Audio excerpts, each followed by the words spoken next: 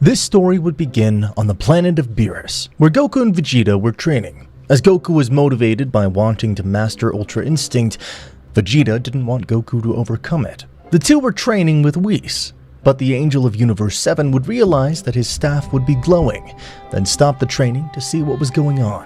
"What's going on, Mr. Whis?" "Apparently someone is calling me." Whis, when answering the call, was Vados, the Angel of Universe 6. In a desperate tone, she would tell him, "Whis, gather the most powerful warriors you have as soon as possible and head towards the place of Zeno-sama. Our father betrayed us. Me, Margarita, and the Guardians are trying to protect Zeno-sama. Also, contact all the gods and angels you can. We need help urgently." Whis would enter in desperation and would talk to Vegeta to go wake up Beerus, and Goku to mention to the warriors that can be of help. Goku immediately tells him to go look for Broly. It is then that Goku, Whis, Vegeta, and Beerus would go to the planet Vampa. It's there that they would find the legendary Super Saiyan. "Broly, we need you to come with us." "I can't now. What's wrong?" Goku would yell at him just to accompany them, and Broly would understand that it was something serious. Then they would go to the Kai's planet, so he'd take them faster to the palace. Then Kibito would use his technique to get to Zeno-sama's planet. That's when the real terror would begin.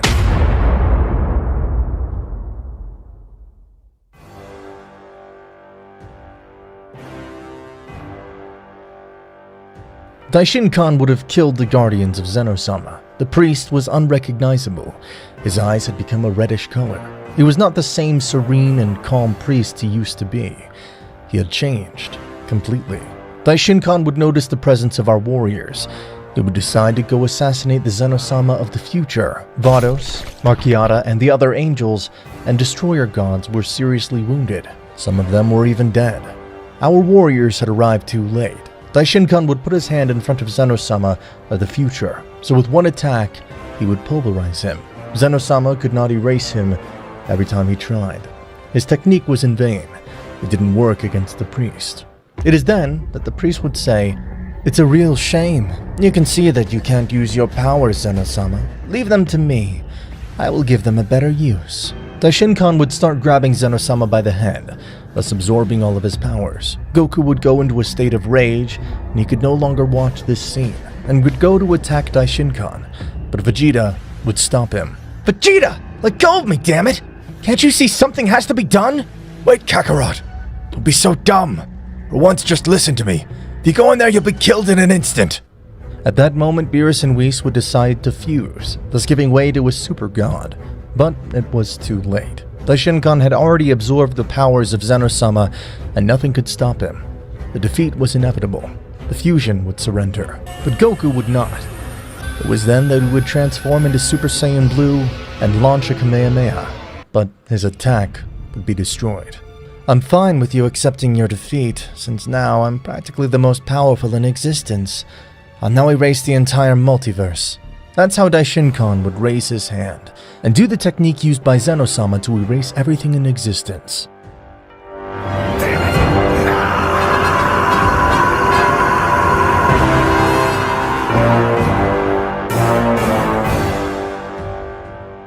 When everything seemed to be over, a strange event would happen. Goku had returned to the time of his childhood. In short, he had been born again. But that would not only happen to Goku, but also to Vegeta and Broly. Something or someone had given the opportunity to remedy everything. Where the hell am I? Why do I feel so small, and what is this planet? Goku would find himself on planet Vegeta, his father Bardock, who was loading his ship to send him to Earth. It is then that Goku would overhear the conversation his parents would have. "You take such extreme measures, Bardock. No Saiyan man cares so much for his children." "I always spend my time on the battlefield. So I'd like at least once in my life to preserve something, especially if it's someone who's destined to be a low-class warrior. I mean a warrior!" Goku would understand everything, the reason in which his parents sent him to Earth. He realized that Frieza was going to destroy his parents along with all of his race, and that he had to do something to prevent it. Then Goku, with all of his strength, would leave the ship, breaking it completely. Bardock and Gine would be impressed with the feat that Goku did, and it's then that Goku would tell his parents that he wants to stay to fight against Frieza. Bardock would be fascinated with the attitude that his son had shown.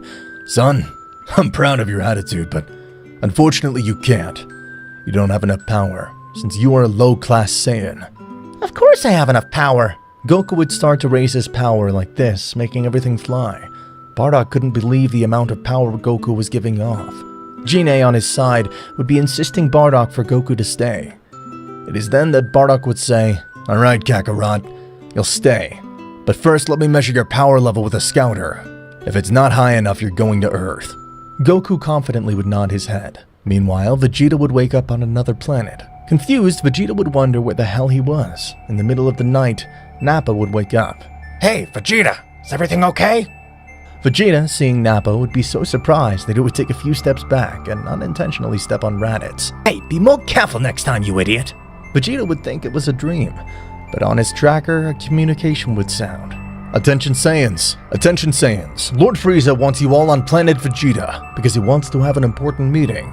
At that moment, Vegeta would realize that he was in the moment before his race was destroyed. "Nappa, Raditz, and the others, get up! We're going home." "But Vegeta, we thought you didn't want to go." "Get up and let's go, right now before I get mad and kill you again."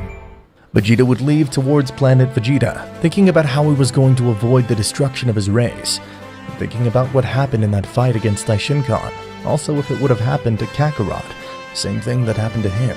Thousands of questions had flooded Vegeta's mind. Meanwhile, Broly would wake up because some soldiers were taking him to a ship. They were going to send him to the planet Vampa. Broly would realize that he was a child again, and immediately he would remember his father. Then when Broly started to resist and the soldiers would shoot him with their guns, that would only make him even more angry. Then Broly would charge an attack and would throw it to the soldiers as he managed to escape. Broly luckily remembered his home on planet Vegeta. It's then that he'd enter and meet his father. Broly would be excited to see his father again, and in tears would go to hug him. Paragus would wake up and ask Broly why he wasn't in the breeding capsule. It's then that Broly would tell him about the soldiers and that they were going to send him to a planet. It's then that Paragus would understand and tell him, "Alright Broly, tomorrow we're going to kill Vegeta. Now go get some rest." Paragus would be thinking that Vegeta is envious and want to send his son to another planet, just because his power was superior to the prince's. Morning would come on the planet Vegeta, and Vegeta had arrived with his comrades to his home. "What? How come they didn't send Broly to planet Vegeta? Bring Paragus and Broly here immediately."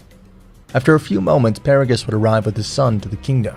"Paragus, your son seriously injured some soldiers last night. If he's just a child, he's a threat. I can't imagine the danger he'll be to everyone when he's a man. My son defended himself because you were going to take him to another planet by force. Your son has an incredible power, even more than many of us here. You never thought that your son is a mutant? He'll get out of control, and no one will be able to stop him. Have you thought about the chaos he would unleash if he becomes an Ozaru? He represents a danger to the race. That's why I decided to send him to a distant planet. Broly will know how to control his power since he has me. Then help him learn to use his power away from this planet." King Vegeta would order to send them both to planet Vampa. But that's when Vegeta would take action. "No, father. They'll stay here." "I don't understand. Why do you want them to stay here?" Vegeta, thinking of some excuse, would say, "It's because Broly's the only one who can give me a fight on this boring planet full of debts." King Vegeta would smile and let Paragus and Broly stay, but on one condition, that they cut off Broly's tail in the meantime. "Alright, Kakarot, we'll use my tracker to measure your fighting power. Now start to raise your power. I want to see your maximum capacity." Goku would begin to increase his power, reaching extremely high levels for any Saiyan. Vegeta would realize the great power he felt, and a smile would form on his face, since he knew that this power was from Kakarot. Bardock would begin to measure with his tracker, and it had already reached over 90,000. In this story, Goku would have been just reborn with part of his power, more or less the amount he had when he fought against Captain Ginyu in the Frieza saga, while Vegeta would have the power of 76,000 units. And finally, Broly, being a child and knowing the basics of fighting, would only moderately be stronger than the child of the original story, reaching a power level of 30,000. Of course, these surpassed any Saiyan, even the power of King Vegeta and the power of Bardock, since the power of both was merely 10,000. Bardock would say that this power was more than enough to defeat Frieza, but obviously, he didn't know Frieza's maximum power level. Goku would say that it wasn't enough to defeat him. He still has to train more to fight Frieza. In the kingdom, the king would have dinner with the prince. "And tell me, son, How was the conquest of the planet? Well, we were able to conquer. I got even more power. Vegeta would begin to increase his power in a sudden way, making the place where they were shake.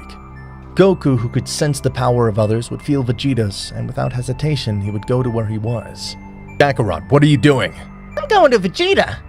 Vegeta, before his father said a word, would tell him to let him pass. That's when Goku would pass, and when Goku and Vegeta would see each other's faces again. But this is Kakarot, Bardock's son. Dare you come talk to the prince being a low-class warrior? Don't get carried away by their power levels, Dad. That bastard in front of you is the most powerful of our race.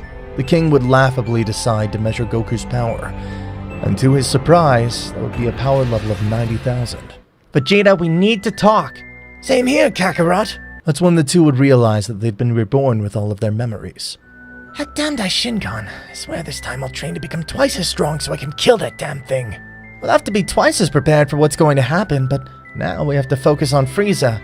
My father's going to rebel against him today. So your father already guessed it. That's why he sent you to Earth. He's a cunning Saiyan. We need to come up with a plan to kill him since we don't have enough power to defeat him yet. I could use the Spirit Bomb. I have a better idea. Vegeta would gather 10 Saiyans. Among them were Nappa, Raditz, King Vegeta, Bardock, and they were going to do the ritual for the two of them to become a Super Saiyan God. We're gonna do a ritual. A ritual, you say? What for? We'll do the ritual of the Super Saiyan God. King Vegeta and Bardock would be astonished. But the Super Saiyan God is just a legend. No, it's not. It can be done. You just have to do a ritual. 5 Saiyans must give their soul and power to a single Saiyan in order to reach the divine phase. With that power, will be more than enough to defeat Frieza. Alright, but who will we do the ritual to? Me and Kakarot. Are you sure you can handle that much power? You're just kids. We have experience with Divine Ki. God Ki? What the hell is that? Nothing. Forget it. Let's start the ritual. The ritual would begin, and the two groups formed by 5 Saiyans would take each other's hands and would give their energy, elevating the two children.